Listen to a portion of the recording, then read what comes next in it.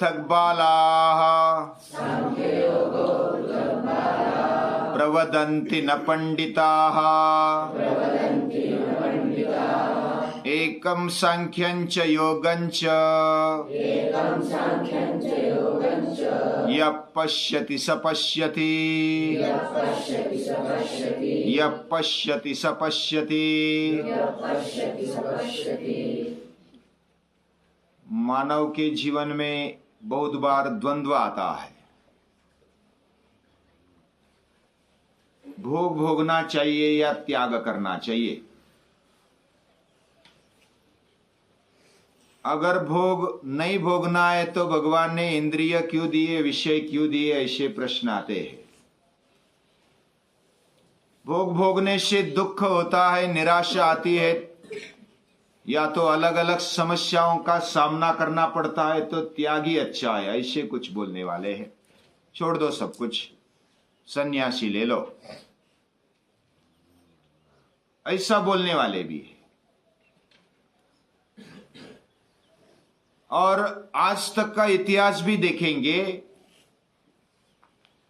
तो यही दिखाई देता है, जब भोग में प्रवृत्ति होने लगती है तो सारा समाज भोग प्रधान होने लगता है।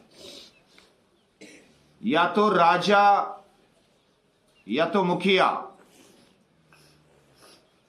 अगर भोगी है, स्वार्थी है, प्रवृत्तिवादी है, तो बाकी समाज भी वैसे ही करने लगता है, क्योंकि उसके सामने वही आदर्श दिखाई देता है। खाओ पियो मजा करो, ईट ड्रिंक एंड बी मेरी, ऐसा ही समाज बहुत बार होता है। भगवान कृष्ण भी अर्जुन को यही बताना चाहते हैं। अभी इधर दुर्योधन की स्थिति देखेंगे तो वो भोग प्रधान है। यतो रत्न भुजा वयम, यानी जो भी रत्न, जो भौतिक चीजें, ये मेरे लिए ही निर्माण की है, इसको मैं ही भोगूंगा, मेरा अधिकार है, क्योंकि मैं सशक्त हूं, बलवान हूं। और ऐसा जो कहता है वो जाने अनजाने में वो राक्षसी वृत्ति की ओर जाता है, असुरी वृत्ति की ओर जाता है। बहुत बार हमें भी पता नहीं चलता हमारे जीवन में कि ये जो जीवन है कैसा बनाया है, वो समझ में नहीं आता है। आंखों को ऐसा लगता है कि सुंदर रूप देखे, सौंदर्य देखे, कानों को ऐसा लगता है कि कुछ गीत सुने, संगीत सुने, मुंह को ऐसा लगता है कि जो भी मन में आए खा जाए, भले तकलीफ हो देख लेंगे, लेकिन आज अभी तो खा लो, बाद में देखेंगे क्या होगा नहीं होगा।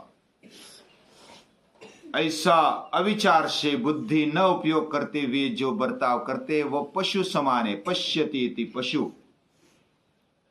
इधर जो कहा यह पश्यति सपश्यति, देखना केवल आंखों से देखना नहीं है, बुद्धि युक्त होकर देखना, विचार पूर्वक देखना जीवन के बारे में, यह मानव की विशेषता है। और यही कृष्ण बताना चाहते हैं कि विशेष बुद्धि वाले पंडित, पंडित यानी सचमुच बुद्धि का उपयोग करने वाले, प्रवदंती न प्रवदंती। सांख्य योग पृथक बालाः, सांख्य यानी ज्ञान, केवल बड़ी बड़ी बातें करना, ये करने वाले बहुत है। बहुत सारे ग्रंथ अच्छे अच्छे लिखे हैं, बहुत सारी बातें करने वाले, लेक्चर देने वाले, प्रवचन करने वाले भी मिलेंगे, कीर्तन करने वाले भी मिलेंगे, अच्छे अच्छे कीर्तन करने वाले, उनका सुनते रह जाए बस, ऐसा लगता है। लेकिन ज्ञान का और कर्म का कोई संबंध नहीं है, ऐसा बर्ताव करने वाले समाज में दिखाई देते हैं। ज्ञान ज्ञान की जगह पर है और कर्म उसके जैसा नहीं करना होता है। ज्ञान की बातें तो बहुत ऊंची करते हैं, लेकिन आचरण में अगर नहीं लाते तो ज्ञानम भार क्रिया विना, ये जो ज्ञान है वो भार रूप होता है अगर क्रिया नहीं है। और इसलिए ज्ञान ये संन्यास योग कहा गया है, और कर्म ये कर्मयोग कहा गया है गीता में। अर्जुन को बताते बताते कृष्ण ये स्पष्ट करना चाहते हैं कि हमारा जीवन कैसे होना चाहिए।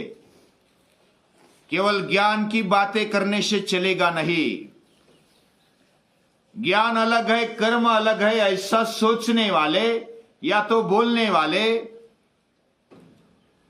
या तो विचार करते हुए भी आचरण में न लाने वाले, योग्य विचार करते हैं लेकिन आचरण नहीं है, इसका मतलब उनके मन में बुद्धि में दोनों में भेद है। यानी ज्ञान अलग है कर्म अलग है, उसका आचरण से कुछ संबंध नहीं है। ऐसा बोलते हैं कि संयम रखना चाहिए, क्रोध नहीं करना चाहिए, या तो क्रोध योग्य दिशा में ले जाना चाहिए, लेकिन वो क्रोध दूसरों पर निकालते हैं और खुद आचरण नहीं करते।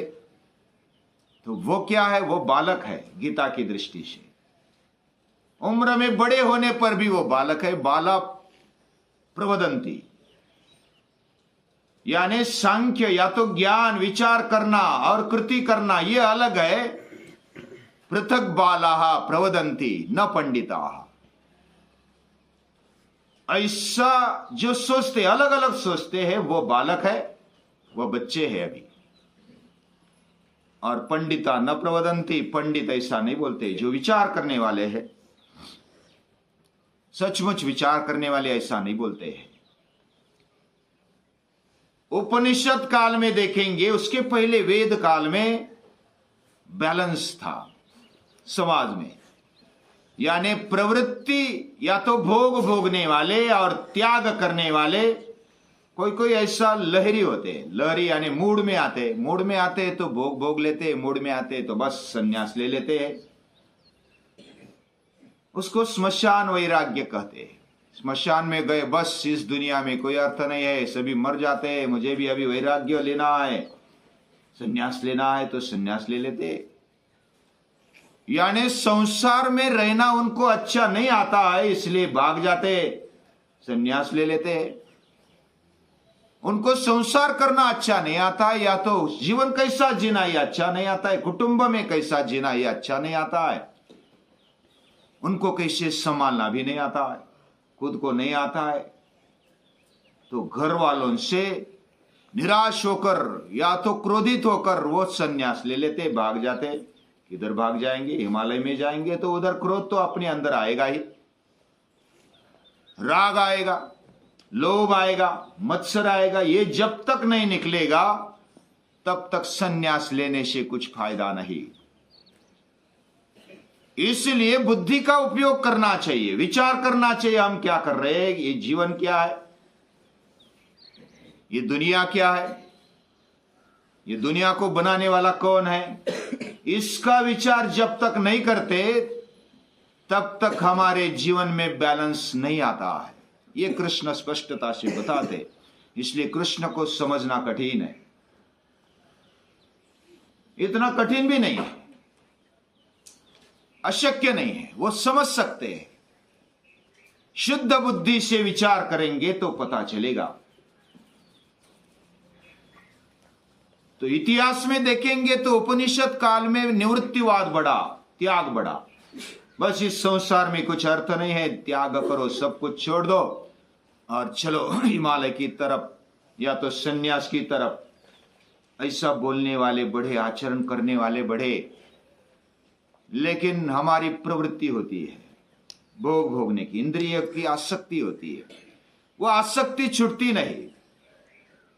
तो फिर मन में तो वही विचार आते, बाहर से भले सन्यास ले लिया, भगवे कपड़े धारण कर लिए, भस्म पास लिया है, गंध लगाते, माला पहनते हैं, राम राम भी बोलते हैं, लेकिन बगल में छुरी, मुख में राम बगल में छुरी, ऐसा वर्ताव हो जाता है। कृष्ण कहते पारदर्शी हो जाओ, अंदर जो है वो बाहर, बाहर जो है वो अंदर, और इसलिए दोनों में संतुलन होना चाहिए। कभी त्याग बढ़ता है, कभी भोग बढ़ता है, कभी त्याग बढ़ता है, कभी भोग बढ़ता है। क्षुरस्य धारा निशिता दुरत्यया दुर्गम पथस्तत् कवयो वदंती। ये जो जीवन है ना, ये अश्वी धारा व्रत जैसा है, यानी तलवार के धार पर चलने जैसा ये जीवन है। किधर चलना समझ में नहीं आता, चलने लगेंगे तो इधर गिरेंगे या तो उधर गिरेंगे, किधर ना किधर गिर जाते हैं। लेकिन उस पर चलना, दोनों का बैलेंस करना, संतुलन करना, यही सच्चा योग है, ये कृष्ण बताते हैं। जो सच्चा ज्ञानी है वह क्या करता है? वह अहंकार भाव से कर्म करता है। कर्म छोड़ो नहीं, सहजं कर्म कौन्तेय सदोष मपि न त्यजेत। दोष होने पर भी अपना कर्म छोड़ना नहीं चाहिए, ऐसा बोलने वाली, स्पष्ट बोलने वाली गीता है। कोई भी अग्नि होता है तो धुएं के बिना अग्नि नहीं होता है। सर्वारंभा ये दोषेन धूमे नाग्निरिवावृता, 18वें अध्याय में कहा गया। कोई भी अग्नि, थोड़ा धुआं कम ज्यादा हो सकता है। गैस, आज गैस हम जलाते हैं तो गैस में ऐसा लगता है कि धुआं नहीं है, लेकिन कार्बन तो निकलता है ना। कोई भी कर्म हो उसमें दोष होता ही है, कोई भी व्यक्ति हो उसमें दोष होता है। उस दोषों के साथ स्वीकारो, उसको समझ लो और ज्यादा से ज्यादा शुद्धता की ओर चले जाओ, जाने का प्रयास करो। यही हमारे हाथ में, हमारे हाथ में हमारी बुद्धि को चलाना, दृष्टिकोण सही करना, यह हमारे हाथ में, और कर्म करना भी हमारे हाथ में। सही दृष्टिकोण से बुद्धि पूर्वक हमें कर्म करना चाहिए। एक बार कर्म कर लिया, उसका परिणाम फिर हमारे हाथ में नहीं, वो आएगा ही। मैं उदाहरण देता हूं, जैसे समझो कि मिर्ची खा ली, तीखी मिर्ची खा ली। अभी खाने के पहले विचार करना चाहिए, मुझे पचेगी, मुझे मूलव्याध है, या तो कुछ पेट में जलन होती है बाद में। यह अनुभव से पता चलता है, या तो अनुभव ही बताता है। पहला हमें दृष्टिकोण होना चाहिए, या तो दृष्टि सही होनी चाहिए, खाने से क्या परिणाम होगा। यह आउटलुक अगर नहीं है, अगर ये न होते हुए कर्म कर लिया, मिर्ची खा ली, तो उसका परिणाम भुगतना ही पड़ेगा। एक बार खा ली तो फिर उसको कैसे निकालेंगे? उसका कई घंटे तक या तो जो भी हमें तकलीफ होगी वो तो होगी। उसको साइड में करते हुए हम जा नहीं सकते। एक बार कर लिया, कृति कर ली, तो उसका परिणाम होगा ही। अच्छी करो तो अच्छा परिणाम, बुरी करो तो बुरा परिणाम, ये गीता कहती है। और कर्म वैसे दोष से खाली नहीं, सहजं कर्म कौन्तेय सदोषमपि न त्यजेत। कौन सा भी कर्म अगर दोष से भरा है तो क्या नहीं करना चाहिए? तो गीता कहती है करना चाहिए। हमें जो कर्तव्य कर्म मिला है वो करना चाहिए, योग्य कर्म, बुद्धि से युक्त कर्म करना चाहिए। और ये कर्म अगर करेंगे, अहंकार रहित करेंगे, तो वह सच्चा संन्यास है। काम्यानां कर्मणान्यासम संन्यासं कवयो विदुः, ये बात गीता बताती है। और दूसरी बात बताती है, निरपेक्ष भाव से हमें कर्म करना चाहिए। यानी जीवन में आए और बिना कर्म किए हमें चलना चाहिए, या तो चल सकते, ऐसा सोचने वाला गलत सोच रहा है। बस ये कर्म से प्रॉब्लम है तो उसको नहीं करेंगे, या तो करेंगे ही नहीं, ऐसा सोचने वाला वो आलसी है, पलायनवादी है। अर्जुन वही सोच रहा था। ये कर्म से समस्या आएगी, कुल संकर होगा, कुल क्षय होगा, क्या होगा, कैसे होगा, ये सोच रहा था। और सन्यास की बातें कर रहा था, मैं सन्यास ले लूं तो अच्छा है। कर्म से भागने वाले, गीता कहती कर्म से भागो मत, निरपेक्ष वृत्ति से कर्म करो। और दूसरी बात, अहंकार रहित कर्म करो। अहंकार रहित समझ कर, ये और ऐड करना है। लेकिन हमारे जैसे सामान्य लोगों को ये बुद्धि चलाना नहीं आता, हम अभ्यास नहीं करते, तो क्या करना। तो पूजनीय दादाजी बताते, भगवान श्री कृष्ण बताते, भक्ति उठाओ। भक्ति उठाकर मयि एव मन आदत स्व मयि बुद्धि निवेश, अगर चलती नहीं है तो मेरे में डाल दो। हमारा दिमाग अगर सही तरीके से नहीं चलता है, प्रामाणिकता से स्वीकार कर लो। और स्वीकार करने वाले बहुत आगे चले जाते हैं। भले मुझे समझता नहीं तो नहीं समझता है, लेकिन मुझे बुद्धि चलाना छोड़ देना ऐसा भी नहीं। फिर भी आज की स्थिति क्या है, मुझे नहीं समझता है, वो स्वीकार कर लो। स्वीकार करते हैं और मन बुद्धि भगवान को अर्पित कर देते हैं, तो वो हो जाती है भक्ति। और जो भी भगवान कहेंगे वो मुझे करना है, ये बात स्वीकार करते हैं। भक्ति में क्या है, उसका ही विचार, तो धीरे धीरे ज्ञान भी बढ़ेगा, धीरे धीरे कर्म भी होता जाएगा। भगवान के ऊपर प्यार होना चाहिए, नितांत प्यार होना चाहिए, असीम प्रेम होना चाहिए। ऐसा प्रेम गीता बताती है। गीता अपने जीवन को ज्ञान कर्म भक्ति का समन्वय बताती है। यह अलग नहीं हो सकता। जो अलग मानते हैं वो बच्चे हैं, उनकी बुद्धि पूरी नहीं है। और जिनकी बुद्धि पूरी है वो क्या मानते हैं, एकम सांख्यंच योगंच यः पश्यति स पश्यति। सांख्य यानी ज्ञान और कर्म यह अलग नहीं है, और दोनों को मिलाप करने के लिए भाव की, भक्ति की आवश्यकता होती है, प्रेम की आवश्यकता होती है। भगवान के ऊपर प्यार है, जैसे मां के ऊपर प्यार है, तो मां का कर्म करना और वह भी ज्ञानपूर्वक करना, समझदारी से करना, यह अपने आप आने लगता है। मां के ऊपर प्यार है तो मां क्या चाहती है वो हम विचार करते हैं। मां के लिए योग्य क्या है, उसने क्या क्या किया मेरे लिए, 9 महीने तक पेट में संभाला, पिता ने ध्येय दिया, कष्ट उठाए। ऐसे माता को कैसे हम भूल सकते, उसके प्रति कृतज्ञता व्यक्त करते हैं, उसके लिए कर्म करते हैं और समझदारी से करते हैं। उसको पानी चाहिए तब पानी देना चाहिए ना, उसको प्यास नहीं तो मां ले लो पानी, मैं आया हूं सेवा करने के लिए। अरे मुझे प्यास नहीं, अभी तो खाना चाहिए मुझे। इतनी भी समझ नहीं है तो वो बालक है, अभी समझता नहीं है।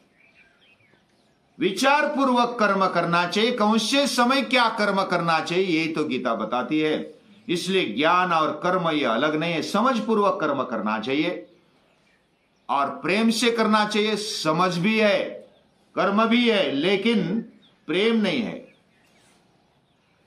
होटल वाले जैसे वेटर होते हैं तो उनमें समझ होती है, पगार के लिए काम करते हैं, कर्म भी करते हैं, लेकिन प्यार नहीं है तो पटका देते, पानी खाना खा लो नहीं तो नहीं खाओ। लेकिन मां ऐसी नहीं करती। मां के हृदय से मानव को, मानव मात्र को, यानी हमें समझाती है गीता।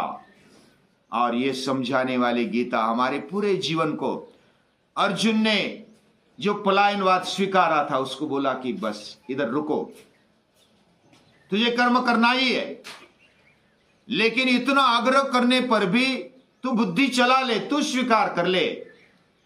विमृश्यैतदशेषेण यथेच्छसि तथा कुरु, यानी आग्रह, एक साइड में आग्रह करती है, दूसरे साइड में बोलती है कि तेरी बुद्धि चला ले, तुझे उठाना है, उद्धरेदात्मनात्मानम, तुझे करना है। और जब समझदारी से, प्रेम पूर्वक अंतःकरण से अगर जो उठाता है तो वो बोलता है नष्टो मोहा, मेरा मोह नष्ट हो गया, जीवन क्या है समझ में आ गया, ये दुनिया क्या है समझ में आ गई, दुनिया बनाने वाला कौन है ये समझ में आ गया। नष्टो मोह स्मृतिर्लब्धा, स्मृति मिल जाती है, मैं कौन हूं ये भान आ जाता है। त्वत्प्रसादान मयाच्युत, तेरे प्रसाद से हे भगवान, हे कृष्ण, तेरे प्रसाद से मिला है, तेरे कृपा प्रसाद से, वाणी के प्रसाद से मुझे मिला है। स्थितोस्मि, अब मैं खड़ा हो गया हूं। गत संदेह, संशय मिट गया है। करिष्ये वचनम, तो तू जो भी बोलेगा मैं करने के लिए तैयार हूं। हम भी भगवान से प्रार्थना करें कि हमारा जीवन भी ऐसा ही हो। जिन महापुरुषों ने ये उठाया, भले शिवाजी महाराज हो, महाराणा प्रताप हो, स्वामी विवेकानंद हो, दयानंद जी हो, जिन्होंने अपने जीवन में उठाया, उन्होंने जो भी भगवान कहते हैं वो स्वीकार कर लिया। करिष्ये वचनम तव, ऐसे महापुरुषों को, ऐसे अर्जुन को और उसके मार्गदर्शक कृष्ण को नमन करते हैं, प्रणाम करते हैं।